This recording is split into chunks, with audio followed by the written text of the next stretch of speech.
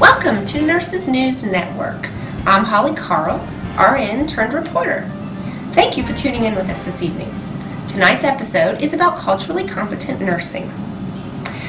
Our first story is, just a minute.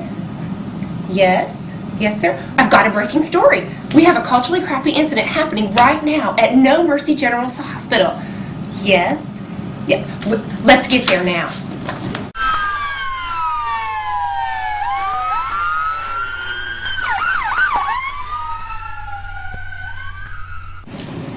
This is Holly Carl, RN turned reporter. We're on the scene right now at No Mercy General Hospital, outside room 224, where Mr. Hernandez was just admitted with right flank pain. Says here the nurse should thoroughly assess the client because he's Mexican American, and Mexican American men do not seek health care very often. Now is an opportune time for her to find out what's going on with this patient. Let's find. Hello, my name is Joanne. I'm going to be your nurse today. What's your name? Your name? Hernandez. Oh, okay. And your birthday? Okay. Your birthday. Let me just check your IV site and your drain. Looks okay. Are you in any pain? Pain? Owie pain? Door. Okay. Oh my gosh, what is that over there? You can't have an open flame in here. That's against hospital policy. Let me blow that out. No. Okay, that's better. We don't want to start a fire in here now, do we? Ooh, what is that over there? Ooh, let me see that. That is a pretty necklace. It kind of looks good with my scrubs. I think I can even use it this weekend. You know you can't have any jewelry in the operating room. You know that, right? I can go ahead and take this for you. No. Are you in any pain? No, door. Fine. What's wrong with this picture? First, the nurse was not therapeutic in her communication with her client. The nurse also lacked respect for people of other cultures. Secondly, the patient has a legal right to an interpreter. The patient has to be involved in his or her care. A few restrictions do apply when you're using an interpreter, though. First, children should not be involved. They cannot comprehend or accurately relay complex medical practices and terminology, and it can be very traumatic and disruptive to the family relationships. Second, family members and friends may lack familiarity and specialized terms and concepts. Additionally, they lack critical interpreting skills, and the patient may be too embarrassed to relate some symptoms to a friend and might be inclined to edit embarrassing details or fail to communicate all their symptoms that are impertinent to his care to the nurse. Finally, confidentiality and impartiality are essential. Oh look, there's a culturally competent nurse that just witnessed what transpired. Let's see what she has to say.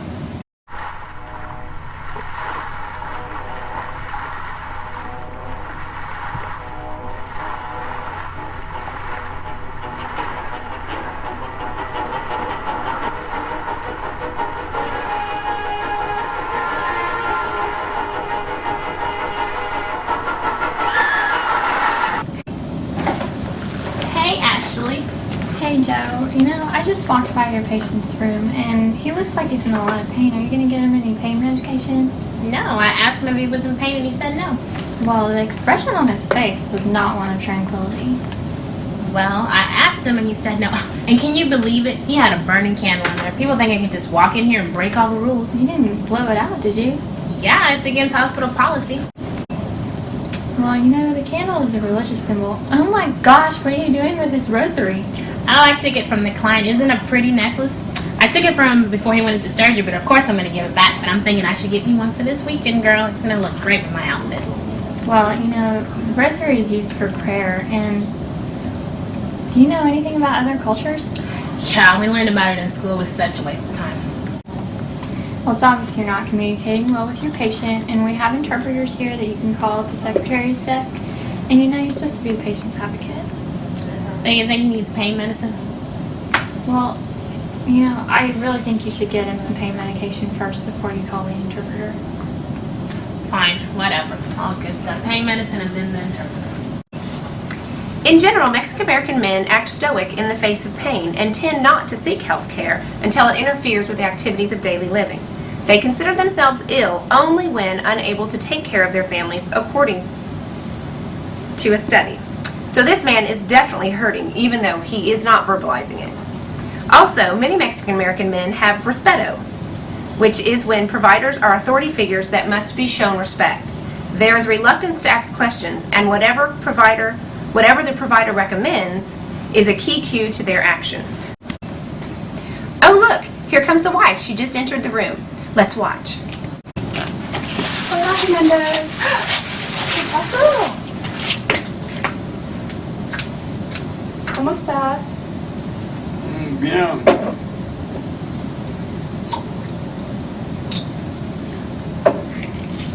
¿Qué pasó?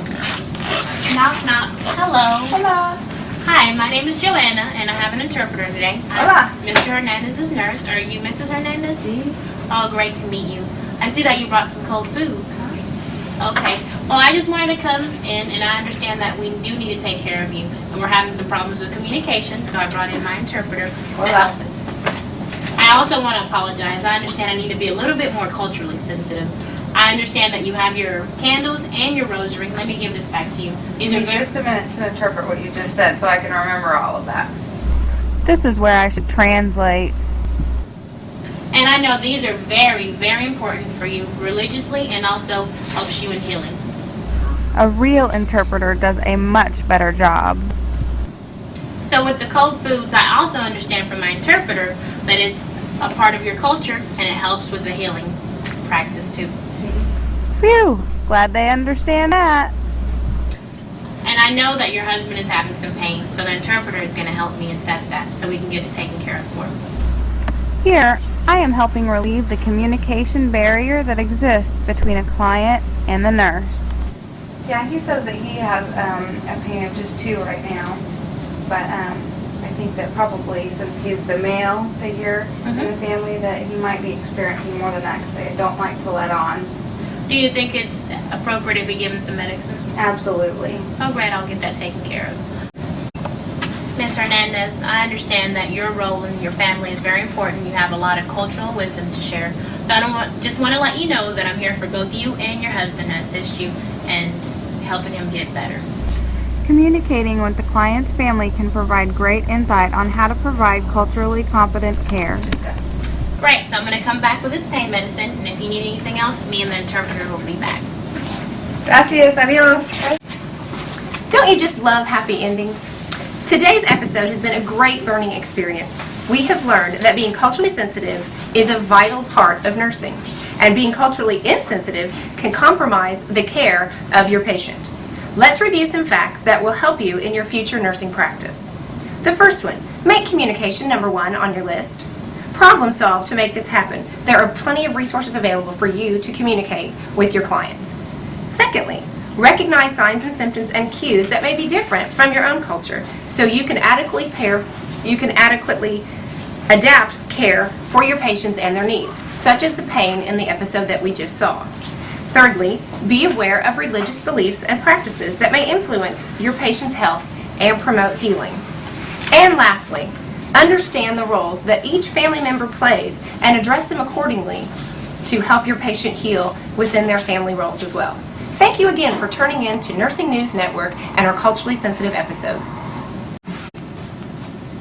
This episode was brought to you by the information contained in the following articles.